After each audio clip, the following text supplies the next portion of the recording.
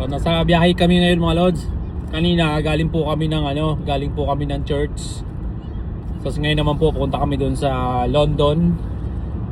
By the way po pala, magandang araw po sa inyong lahat. So ngayon po ay linggo. Yun nga, galing kami ng church. Ngayon on the way kami papuntang mall. Kasi gusto rin mag mall. Matagal-tagal na rin kami hindi nakakapunta ng mall. Ilang linggo na ba? 1 buwan na siguro, no? Oo, tagal na. Ha? Kasi busy kami mga lods, kaya di kami nakapunta ng mall. Itong anak ko, kasi doon sa mall na yun mga lods, meron doong tindahan ng noodles restaurant. Yun doon sa loob ng mall, yung food court. So yung food court na yun, binabalik-balikan niya yun doon pag pupunta kami. Kasi paborito niya yung noodles. Pero matagal-tagal din siya nakatikim ng noodles na luto doon. So 25 minutes lang naman to mga lods papuntang London. Ito yung London. Yung London naman po ay 2 hours away papuntang Toronto. Malapit lang naman mga lods kasi wala naman traffic dito minsan. Bibihira sa highway kasi minsan may mga aksidente, collision. Yun, doon nagkakaroon ng traffic. So nandito na po kami ngayon sa London. Ito yung Super King Supermarket.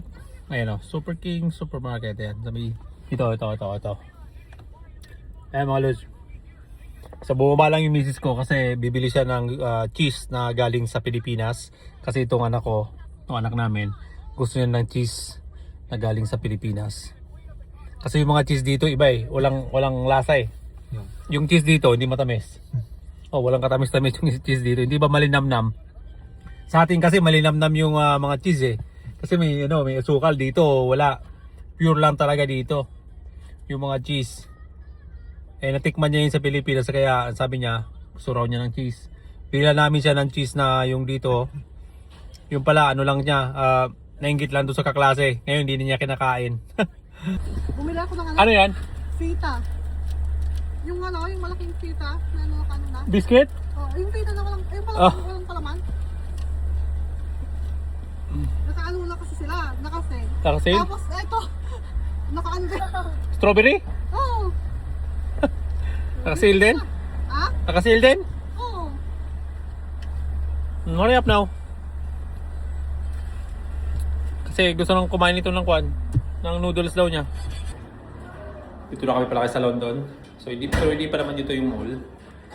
Bibili lang kami ng Let's go. Let's go. Are you ready to order? Do you need a minute? Let's go. Yeah, let's go. Here. Here. So nandito na kami ngayon sa restaurant . So Chinese restaurant po ito dito sa London. Masasarap yung pagkain dito. So every Mura lang.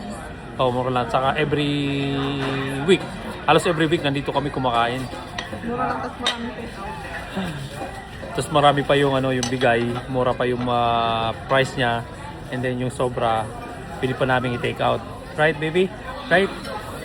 Yan. What do you want? Noodles. Ayan, noodles. Nandito na yung order namin. Ayan o. Oh. Sarap. Ha? Masarap. So ito yung mga in-order namin ngayon. So ang pagkain namin ngayon mga lods ngayon ay dahil mag-ano na, di ba? Ano yung tawag doon? Pag-Holy Week na mga lods. So ang order namin ay walang karne, puro lang po ito isda. Ayan o.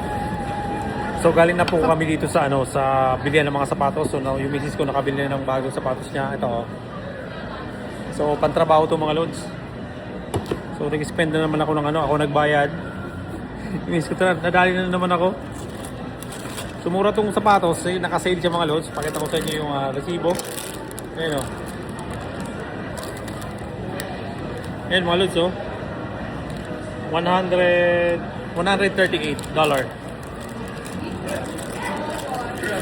Pero maganda na to kasi pang trabaho mga lods, made in Indonesia. Hindi siya made in China. Made in Indonesia, Hoka. Maganda yung brand, ang lambot ng ang lambot ng swelas niya. Grabe. Kasi yung misis ko mga loads, ang trabaho niya sa ano siya tawag dito? PSW po siya PSW. Palabas na kami dito sa mall. So nakabili na ng sapatos. Si Bayaw nakabili na ng sapatos. Tara, let's go! Still raining, I think. Yeah? Still raining. No, wait. Kasi may pupuntahan pa kaming tindahan ng mga sapatos. Kasi bibilan namin yung anak namin ng rain boots. Mula na kasi mga loads. Gagamitin sa school. Let's go, baby. Here. No, it's not raining anymore, I think. It's just windy. Right? Ay mga loads, dito na kami sa labas. So ito yung nag-iisang malaking mall dito sa amin. Sa London. Mga loads, pumunta ulit kami dito sa isang sport check. Pero sarado na kasi alas 5 na.